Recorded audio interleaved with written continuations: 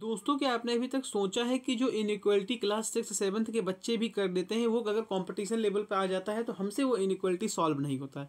Solve होता भी है तो कभी कभी 1 मिनट ले लेता है, कभी कभी तो इतना टफ हो जाता है कि 1.5 1.5 मिनट हम लोग लगा देते हैं। तो अगर आपने अभी तक नहीं सोचा है तो सोचिए, और अगर आप कर लेते हैं तो बहुत अच्छी बात है, तो आपके लिए वीडियो नहीं है भैया। आप अगर 30 सेकंड में अगर 5 नंबर ले आते हैं तो आपके लिए वीडियो नहीं है। आप प्रैक्टिस क्वेश्चंस पे जाकर के प्रैक्टिस करिए। पर जिनके 30 सेकंड 20 सेकंड में जिनको 5 नंबर लाने हैं, उनके लिए सिर्फ ये वीडियो है। आप देखिए, inequality class 5th 6th 7th 8th का बच्चा भी पढ़ता है और हम लोग भी पढ़ते हैं, कंपटीशन वाले भी पढ़ते हैं। पर हमारे उनके में फ़र्क है कि उनके पास टाइम का बाउंडेशन नहीं रहता और हमें टाइम का बाउंडेशन करना है, क्योंकि हमें आगे चल के पजल्स लगाने हैं या कुछ और लगाना है, तो उसके लिए टाइम हमें सेव करना है। टाइम सेव कौन करेगा? इनइक्वालिटी करेगा, सिलोजिज्म करेगा। तो अगर इनइक्वालिटी में ही अगर हम लोग सारा टाइम दे देंगे तो पजल्स तो भूल जाइए और फिर सिलेक्शन तो भूल ही जाइए। तो आज से हम लोग ऐसी श्रृंखला शुरू कर रहे हैं जिसमें इनइक्वालिटी, सिलोजिज्म, सबका बारे में हम लोग ऐसे ऐसे ट्रिक्स लेकर के आया हूँ जो आपके पेपर को बहुत आसान बना देंगे।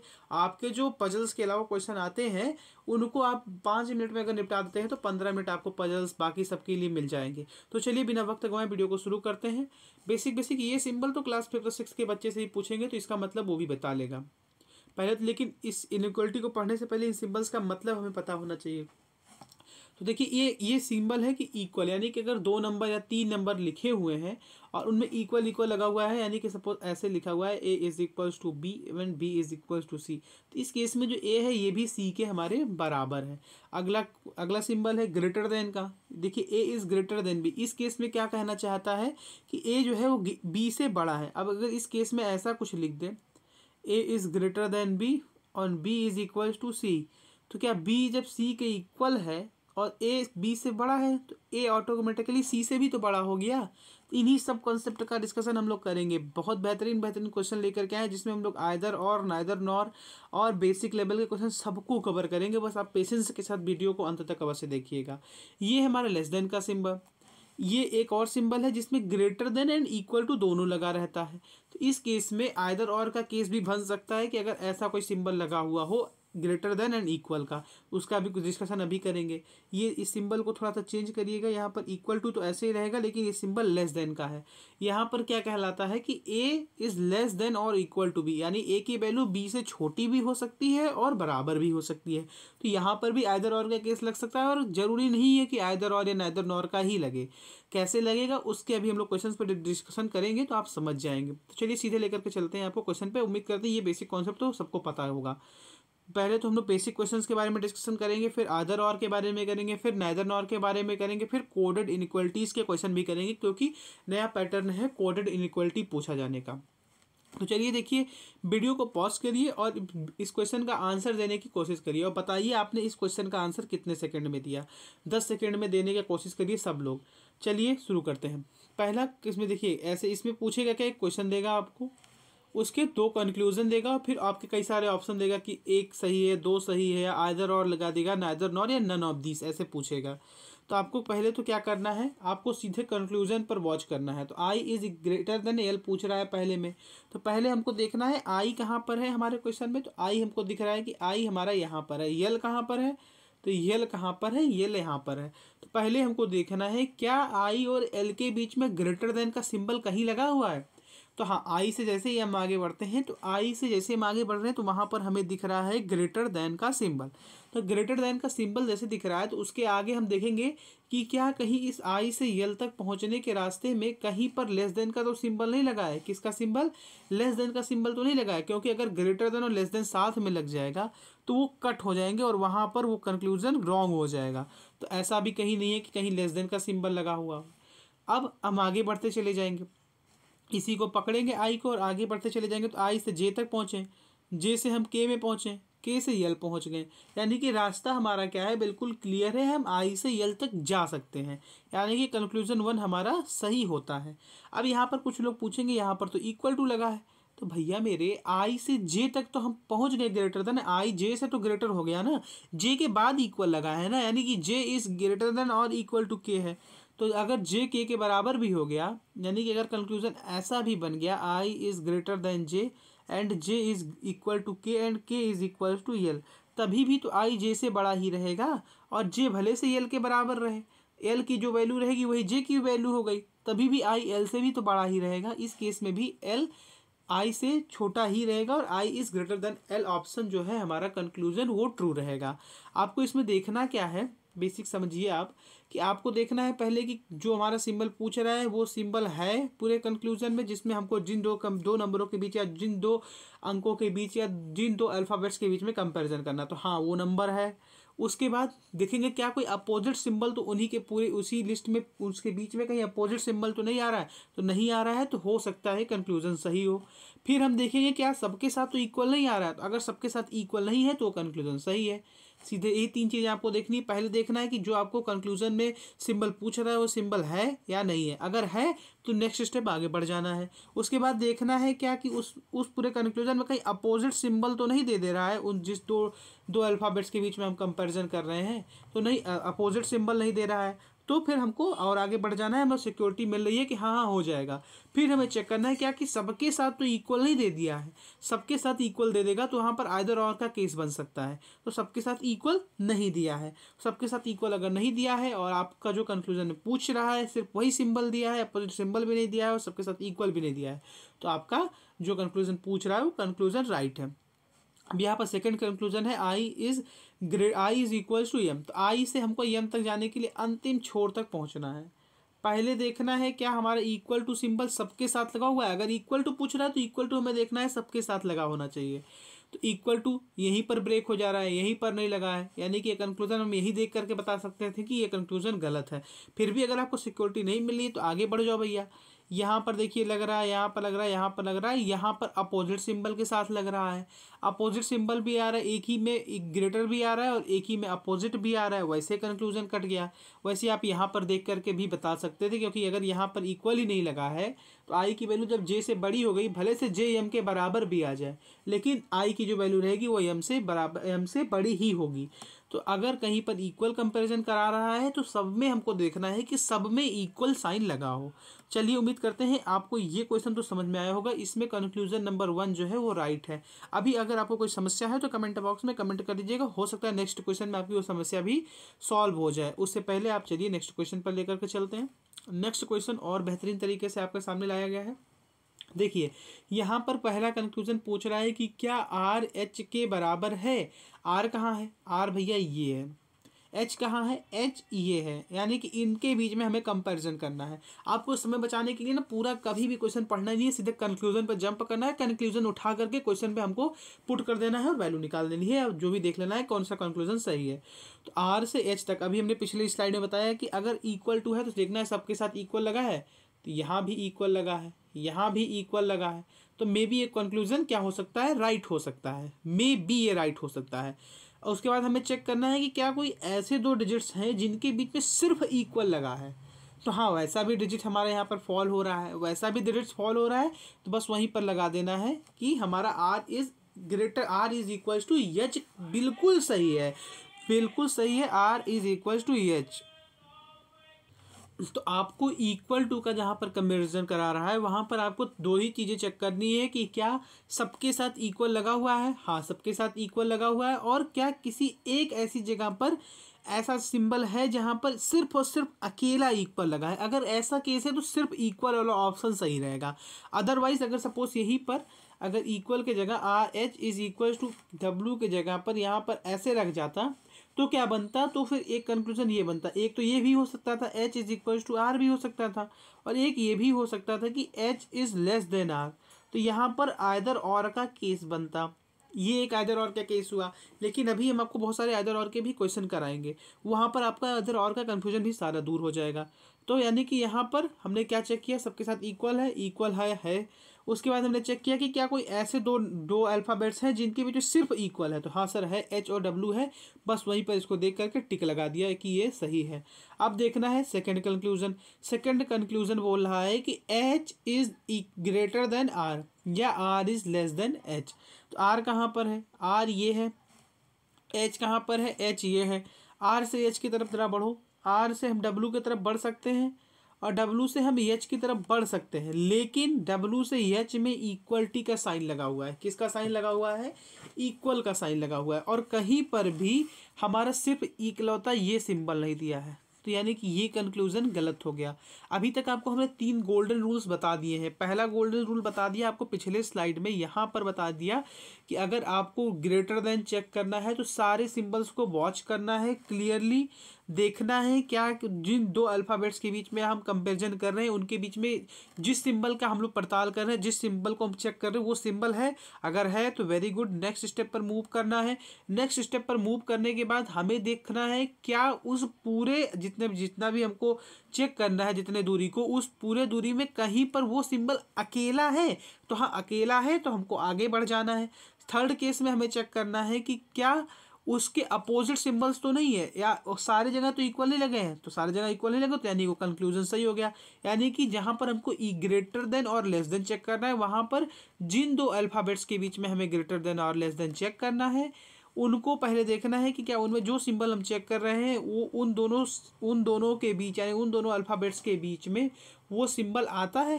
तो अगर आता है तो नेक्स्ट स्टेप पर मूव कर जाएंगे। नेक्स्ट स्टेप क्या रहेगा कि क्या अपोजिट सिंबल तो नहीं आता है दोनों के बीच में। अगर अपोजिट सिंबल नहीं आता है यानी कि नेक्स्ट स्टेप पर मूव कर जाएंगे।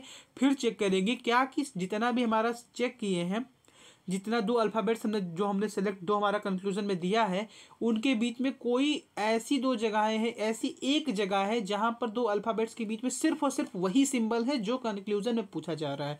तो उस क्वेश्चन को वो कंक्लूजन हमारा क्या हो जाएगा, राइट हो जाएगा। 3 ही रूल्स हैं। अभी आपको दोबारा नए क्वेश्चन के माध्यम से दोबारा कंक्लूजन आपको दिखाते हैं। ये देखिए, अगला क्वेश्चन पूछ रहा है कि जे इज़ ग्रेटर देन वी। क्या पूछ रहा है, जे इज़ ग्रेटर देन बी। तो पहले देखना है जे कहाँ है। जे है हमारा ये। अब देखिए, जे से वी की तरफ हमें बढ़ना है। जे से जब बी की तरफ बढ़ रहे हैं तो हमें चाहिए ग्रेटर देन का सिंबल जे के तरफ।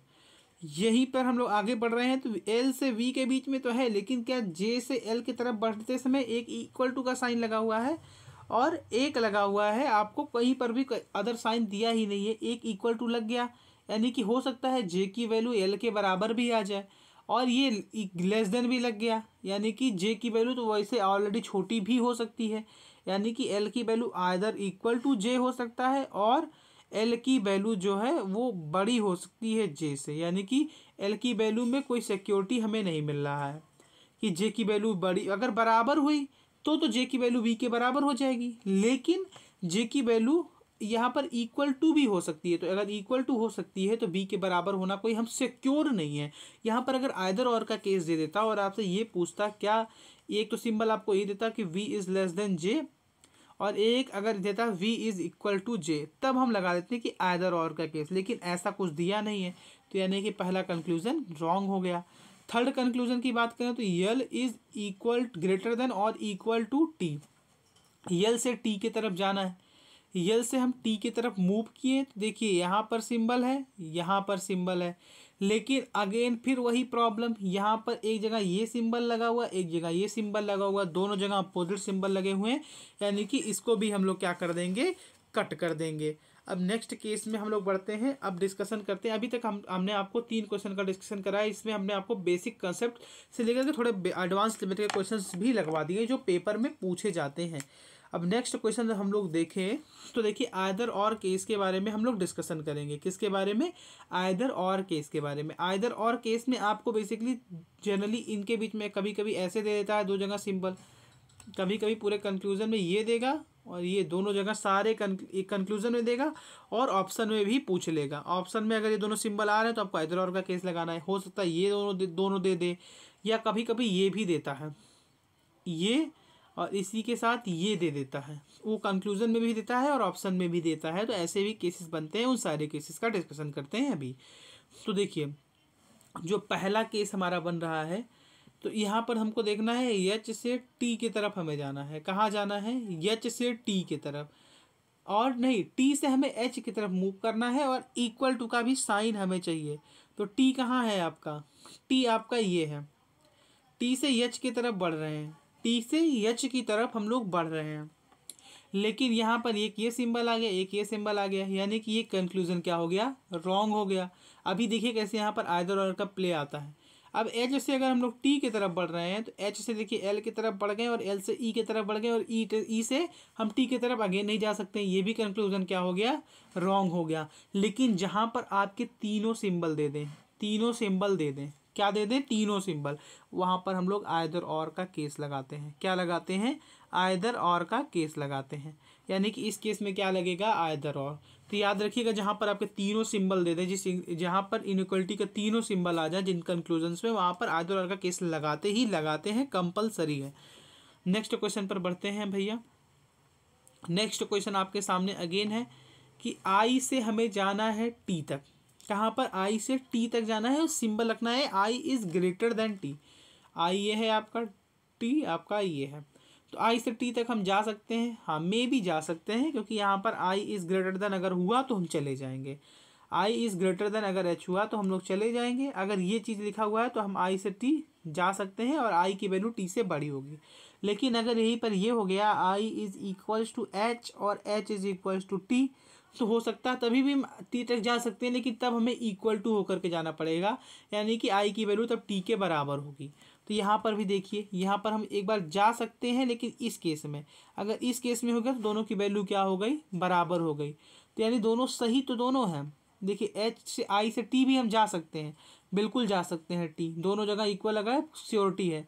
आई से टी जा सकते हैं अगर ग्रेटर देन हुआ, तो अगर इक्वल तो नहीं हुआ तो ग्रेटर देन ही होगा, तो ग्रेटर देन होगा तो हम जा सकते हैं। इस केस में भी, इस केस में क्या लगा देंगे हम लोग, आइदर और लगा देंगे, जहाँ पर हम दोनों तरीकों से जा सकते हैं।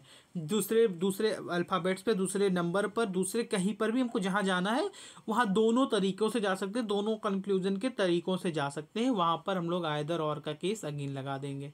तो आइदर और के दो केसेस के बारे में डिस्कशन किया, जहाँ पर तीनों सिंबल दिए हों या जहाँ पर दोनों ये दे दें आपके, दोनों जहाँ पर जैसे यहाँ से आई से टी पूछा और इक्वल टू भी दिया था और ग्रेटर देन भी पूछ रहा था, ऑप्शन में भी ग्रेटर देन और इक्वल टू दोनों आपसे पूछ रहा था। और ऑप्शन अगर वहाँ पर देखिए स्टेटमेंट में, तो वहाँ पर इक्वल टू और ग्रेटर देन दोनों सिंबल दिया हुआ था दोनों के बीच में। तो इस केस में भी आइदर और का केस लगेगा। अगर आपको आइदर और में अभी भी नहीं समझ में आता है तो आप कमेंट बॉक्स करिएगा, स्पेशल वीडियो आइदर और केसेस पे बना देंगे। नेक्स्ट बढ़ते हैं नाइदर नॉर केसेस पे। अगेन बहुत इंपॉर्टेंट क्वेश्चन है, बच्चे बहुत गलत करते हैं नाइदर नॉर केस। इसमें आइदर और मार के चले आते हैं या कुछ स्पेशल ऑप्शन लगा करके चले आते हैं। तो चलिए बढ़ते हैं नाइदर नॉर केस की तरफ। अब देखिए नाइदर नॉर केस ऐसा होगा जिसमें दोनों ऑप्शन गलत होंगे। अब वहाँ पर भी आप कहेंगे सर आपने एक आइदर और में भी बताया था, तो आइदर और में बताया क्या था कि तीनों सिंबल अगर हों तो आइदर और लगाएंगे। यहाँ पर तीनों सिंबल नहीं होंगे नाइदर नॉर के केस में, कभी भी किसी भी क्वेश्चन में नाइदर नॉर उसमें नहीं लगेगा जहाँ तीनों सिंबल दिए हों। देखिए हमको जाना कहाँ है, पी से आर तक जाना है और इक्वल टू का साइन हमेशा कैरी करना है। तो पी से आर तक यानी कि हमको लास्ट तक जाना ही जाना है, लास्ट तक जाना ही जाना है। तो देखिए यहाँ से हम बढ़ें, यहीं पर इक्वल टू का सिंबल ब्रेक हो गया, यहीं पर ब्रेक हो गया तो इसको काट दिया। आर से हमको कहाँ तक जाना है, आर से क्यू तक। आर से देखिए क्यू की तरफ हम लोग जा सकते हैं, लेकिन कब जा सकते हैं, जब इक्वल लगा हो। जब इक्वल ना लगा हो यानी एक जगह कहीं पर इक्वल गायब हो। अगर सपोज यहाँ पे इक्वल गायब रहता और यहाँ पर सिर्फ ऐसा रहता, सिर्फ ऐसा रहता, तो हम जा सकते थे। लेकिन इस केस में हम नहीं जा सकते क्योंकि सारे जगह इक्वल लगे हैं। और यहाँ पर देख लीजिए अपोजिट सिंबल देख करके भी आप पहचान सकते थे क्या, कि हमको जाना ऐसे है, यहाँ पर अपोजिट सिंबल लगा हुआ तो इसको भी काट देंगे। तो आपको दो तरीके से हमने पहचानना सिखवा दिया है कि एक तो आप ऐसे जा करके मूव करके देख सकते हैं कि अगर सारे जगह इक्वल लगा है तो हम श्योरिटी से नहीं कह सकते कि हमको जा ही सकते हैं वहाँ पर। एक देख सकते हैं कि अगर आपको ऐसे दे दे और सिंबल में कहीं भी ऐसा दे दे तो उस केस में आप काट दीजिएगा, आगे बढ़ जाइएगा। नेक्स्ट में बढ़ते हैं 7वां नंबर क्वेश्चन आज का। तो यहाँ पर देखिए बोल रहा है कि जी से क्या हम एफ में जा सकते हैं। तो जी आपका ये है, एफ आपका ये है। तो देखिए जी से हम आगे बढ़ें तो एक तो इक्वल, यहाँ पर हमको चाहिए क्या, ग्रेटर देन जी से एफ चाहिए, और यहाँ पर लेस देन लगा हुआ है। दोनों देखते ही क्या कर देंगे, कट कर देंगे। अगेन हमको देखना है क्या, एम इज ग्रेटर देन और इक्वल टू के है। तो यम कहाँ है, यम आपका सबसे लास्ट में लिखा हुआ है और के आपका यहाँ पर लिखा हुआ है। आपको इक्वल टू तो हर जगह इक्वल टू चाहिए, यम से आगे बढ़ते ही इक्वल टू नहीं है, काट दिया, आगे बढ़ गया। यानी कि इस केस में भी आपका नाइदर नॉर का केस लग गया, नाइदर नॉर आपका लग गया। उम्मीद करते हैं आपको अच्छी तरीके से हम समझा पाए होंगे। जो चीज़ें नहीं समझा पाए उसको कमेंट बॉक्स में कमेंट अवश्य करिएगा। और इसके बाद हम लोग कोडेड इनइक्वालिटीज़ का एक वीडियो लाएंगे, उसके लिए हमारे चैनल को सब्सक्राइब कर लीजिएगा, वीडियो को शेयर कर दीजिएगा और लाइक कर दीजिएगा। जिस दिन हमारे 200 सब्सक्राइबर पूरे होते हैं उस दिन हम एक नया चैनल लॉन्च करेंगे, जिसमें हम लोग इंजीनियरिंग सेक्टर से रिलेटेड प्राइवेट और गवर्नमेंट जॉब्स के बारे में अपडेट देंगे। तो जितने भी लोग देख रहे हैं वो प्लीज़ चैनल को सब्सक्राइब अवश्य करके रखिएगा। अपना बहुत ख्याल रखिए, हंसते रहिए, मुस्कुराते रहिए और देखते रहिए सिग्नेचर एजुकेशन वाला।